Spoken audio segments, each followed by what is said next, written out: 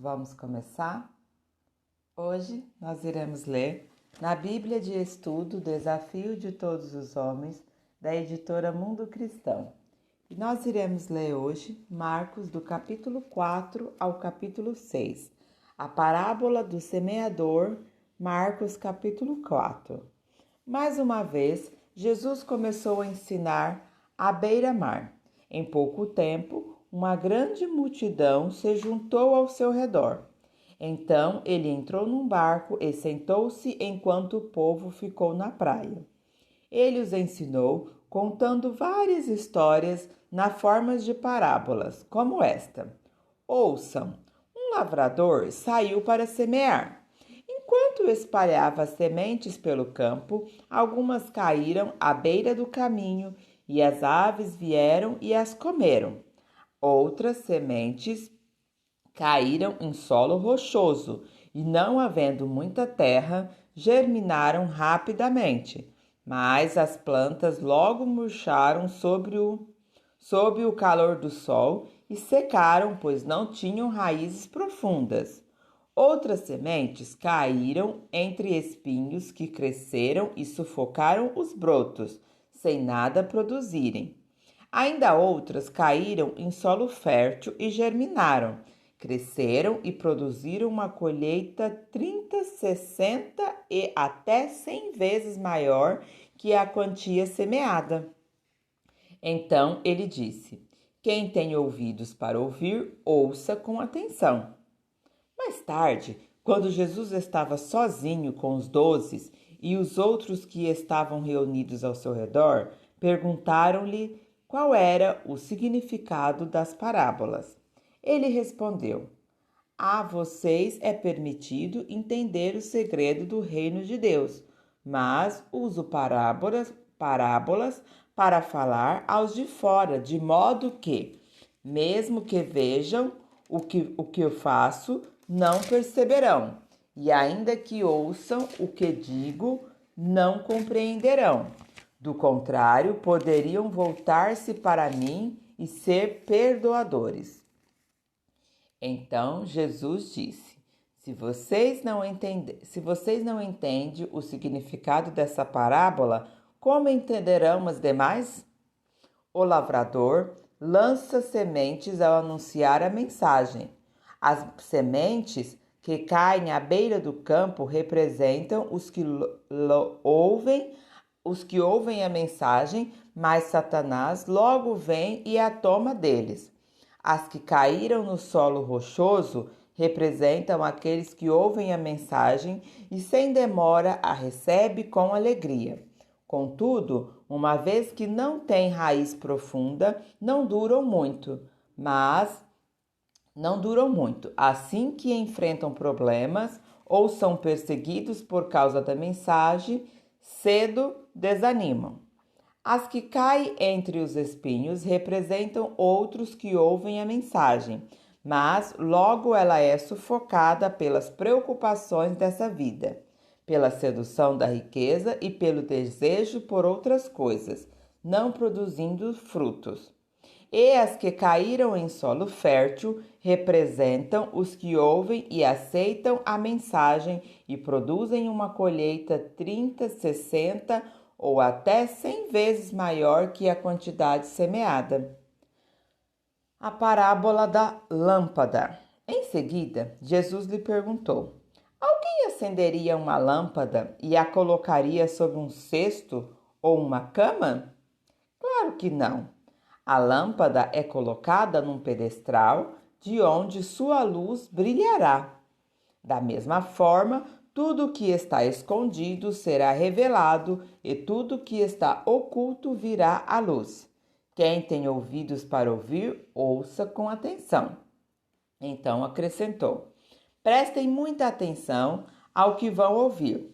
Com o mesmo padrão de medida que adotarem, vocês serão medidos, e mais ainda lhes serão acrescentado, pois aos que têm, mais lhes será dado, mais do que não têm, até o que tem lhes será tirado. A parábola da semente que cresce.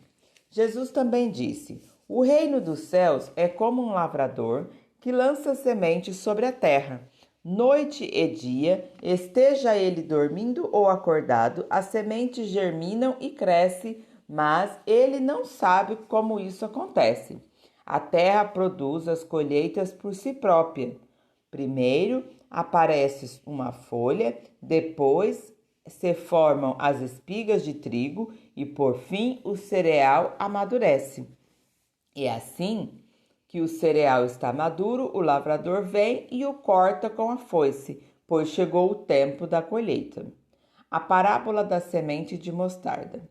Jesus disse ainda: Como posso descrever o reino de Deus? Que comparação devo usar para ilustrá-lo? É como uma semente de mostarda plantada na terra. É a menor das sementes, mas se torna a maior de todas as hortaliças, com ramos tão grandes que as aves fazem ninhos à sua sombra. Jesus mostrou muitas histórias e ilustrações semelhantes para ensinar o povo, conforme tinham condições de entender. Na verdade, só usava parábolas para ensinar em público. Depois, quando estava sozinho com seus discípulos, explicava tudo para eles.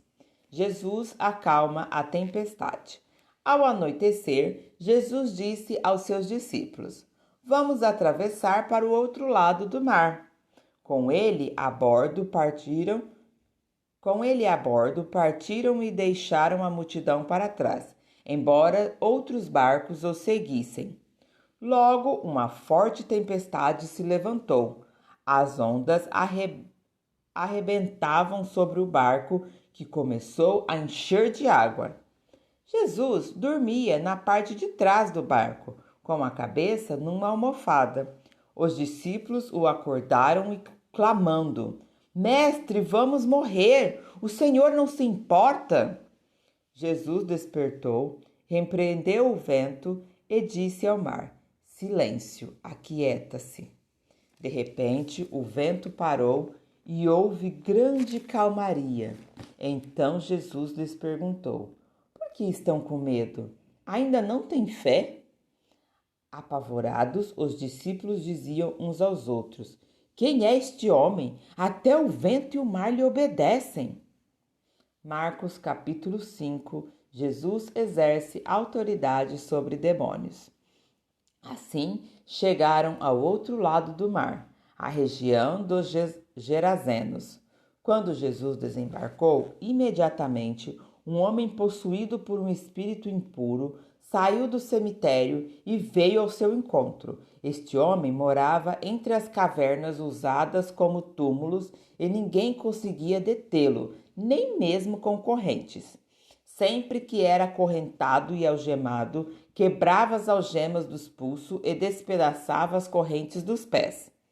Ninguém era forte o suficiente para dominá-lo. Dia e noite vagava entre os túmulos e pelos montes, gritando e cortando-se com pedras. Quando o homem viu Jesus, ainda a certa distância, correu ao seu encontro e se curvou diante dele. Então soltou um forte grito: Por que vem me importunar, Jesus, Filho do Deus Altíssimo? Em nome de Deus, suplico que não me torturem. Pois Jesus já havia falado ao espírito: Saia deste homem, espírito impuro.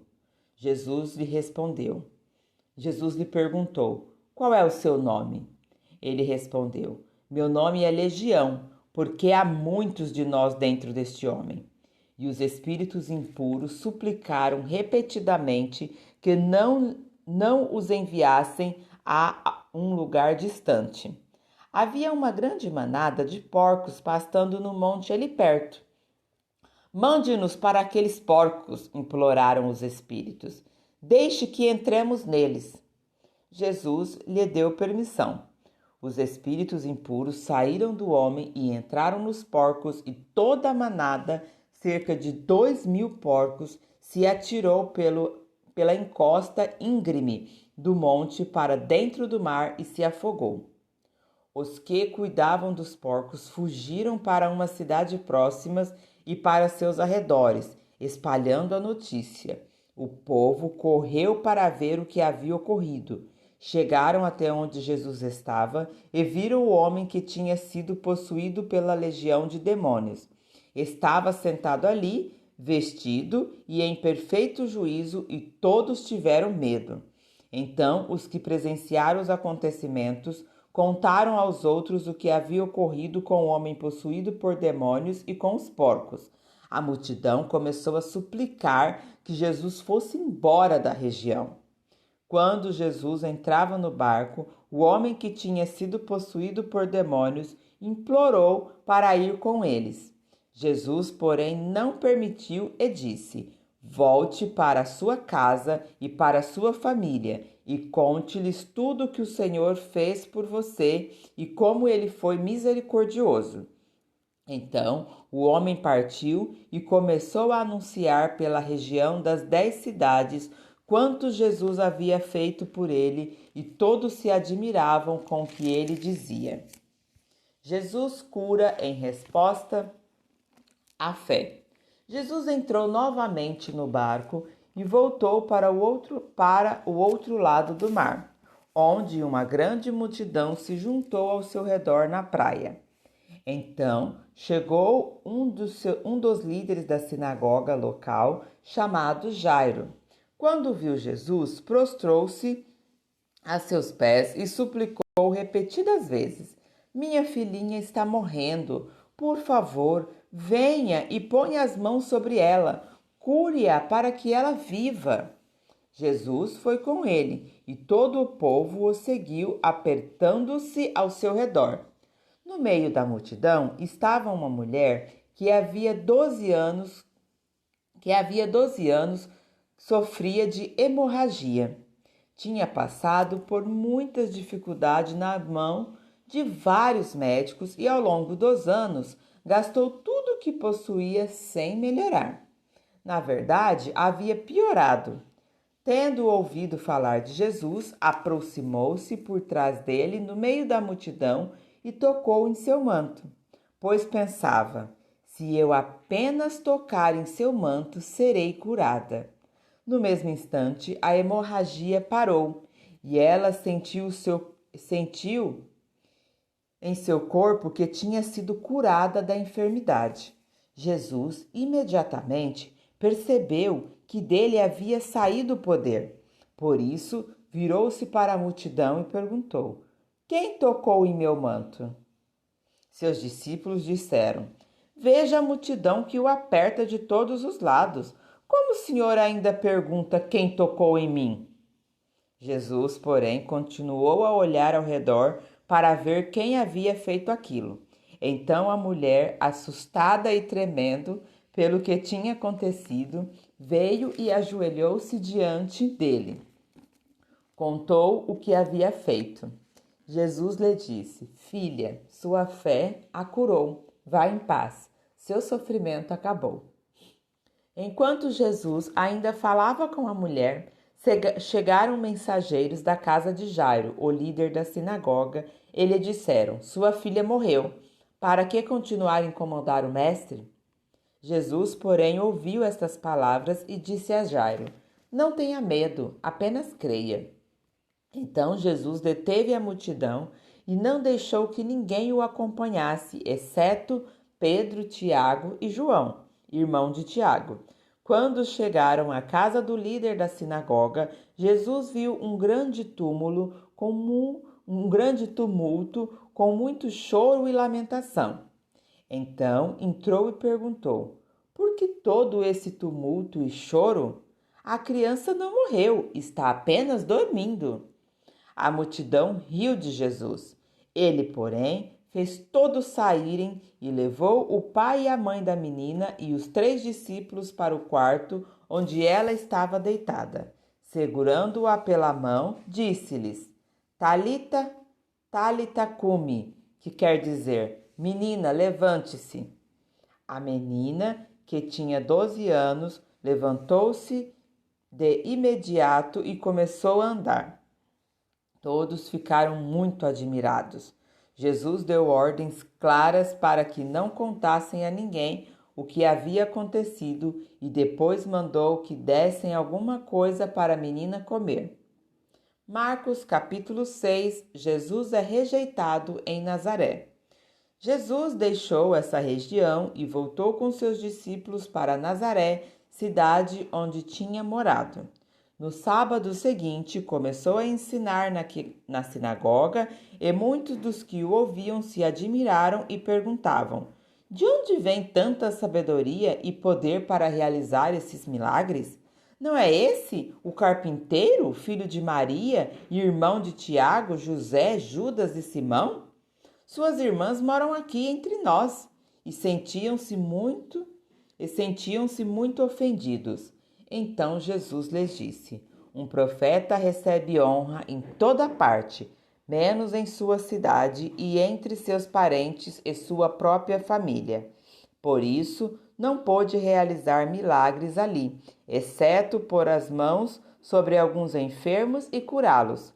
E ficou admirado com a incredulidade daquele povo. Jesus envia os 12 apóstolos. Então Jesus percorreu diversos povoados, ensinando a seus moradores. Reuniu os discípulos e começou a enviá-los de dois em dois, dando-lhes autoridade para expulsar espíritos impuros. Instruiu-os a não levar coisa alguma na viagem, exceto um cajado. Não poderiam levar alimento, nem bolsa de viagem, nem dinheiro. Poderiam calçar sandálias, mas não levar uma muda de roupa extra. Disse ele: onde quer que forem, fiquem na mesma casa até partirem da cidade. Mas se algum povoado se recusar a recebê-los ou a ouvi-los, ao saírem, sacudam a poeira dos pés como sinal de reprovação. Então eles partiram, dizendo a todos que encontravam que se arrependesse. Expulsaram muitos demônios e curaram muitos enfermos, ungindo-os com óleo. A morte de João Batista. Logo o rei Herodes ouviu falar de Jesus, pois todos comentavam a seu respeito. Alguns diziam: João Batista ressuscitou dos mortos, por isso tem poder para fazer esses milagres. Outros diziam: é Elias. Ainda outros diziam: é um profeta, como os profetas de antigamente. Quando Herodes ouviu falar de Jesus, disse: João, o homem a quem decapitei, voltou dos mortos. O rei havia mandado prender e encarcerar João para agradar Herodias. Ela era a esposa de seu irmão Filipe, mas Herodes tinha se casado com ela. João disse a Herodes: é contra a lei que o Senhor viva com a esposa de seu irmão, pois Herodes guardava rancor. Por isso, Herodes guardava rancor de João e queria matá-lo. Mas não podia fazê-lo, pois Herodes o respeitava e o protegia, sabendo que ele era homem justo e santo. Herodes ficava muito perturbado sempre que falava com João, mas mesmo assim gostava de ouvi-lo. Finalmente, no aniversário de Herodes, Herodias teve a oportunidade que procurava. Ela deu uma festa para os membros do alto escalão do governo, para seus oficiais militares e para os cidadãos mais importantes da Galileia. Sua filha também chamava Herodias. Entrou e apresentou uma dança que agradou muito Herodes e seus convidados. Peça-me qualquer coisa que deseja e eu lhes darei, disse o rei à moça. E prometeu sob juramento: eu lhe darei o que pedir, até metade do meu reino. Ela saiu e perguntou à mãe: o que devo pedir? A mãe lhe disse: peça a cabeça de João Batista. A moça voltou depressa ao rei e disse: quero a cabeça de João Batista, agora mesmo num prato. O rei muito se entristeceu com isso, mas por causa do juramento que havia feito na frente dos convidados, não pôde negar o pedido. Assim, enviou no mesmo instante um carrasco com ordens de cortar a cabeça de João e trazê-la. Ele decapitou João na prisão, trouxe a cabeça num prato e entregou à moça, que a levou à sua mãe. Quando os discípulos de João souberam o que havia acontecido, foram buscar o corpo e o colocaram numa sepultura. A primeira multiplicação de pães. Os apóstolos voltaram de sua missão e contaram a Jesus tudo o que tinham feito e ensinado. Jesus lhe disse: Vamos sozinhos até um lugar tranquilo para descansar um pouco, pois tanta gente ia e vinha que eles não tinham tempo nem para comer. Então saíram do barco para um lugar isolado a fim de ficarem a sós. Contudo, muitos os reconheceram e os viram partir, e pessoas de várias cidades correram e chegaram antes deles. Quando Jesus saiu do barco, viu a grande multidão e teve compaixão delas, pois eram muito como ovelhas sem pastor. Então começou a ensinar-lhes muitas coisas.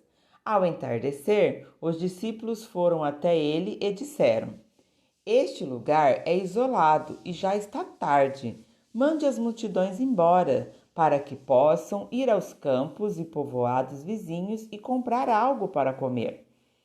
Jesus, porém, disse: Providenciem vocês mesmos alimentos para eles. Precisamos de muito dinheiro para comprar comida para todo este povo, responderam. Quantos pães vocês têm? Perguntou ele. Vão verificar. Eles voltaram e informaram: 5 pães e 2 peixes. Então Jesus ordenou que fizessem a multidão sentar-se em grupos na grama verde. Assim, eles se sentaram em grupos de 50 e de 100. Jesus tomou os 5 pães e os 2 peixes, olhou para o céu e os abençoou. Então, à medida que ia partindo os pães, entregava-os aos discípulos para que os distribuíssem ao povo. Também dividiu os peixes para que todos recebessem uma porção.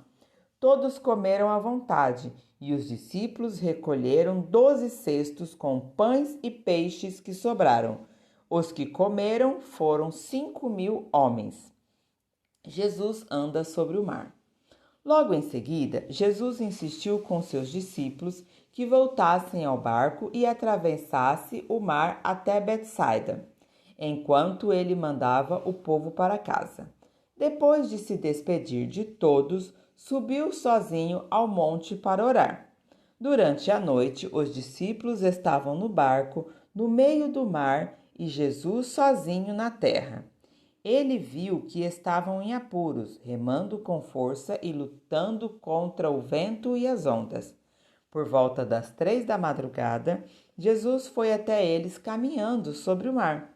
Sua intenção era passar por eles, mas quando o avistaram, caminhando sobre as águas, gritaram de pavor, pensando que fossem um fantasma.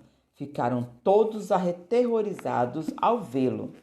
Imediatamente, porém, Jesus lhe disse: Não tenha medo, coragem, sou eu.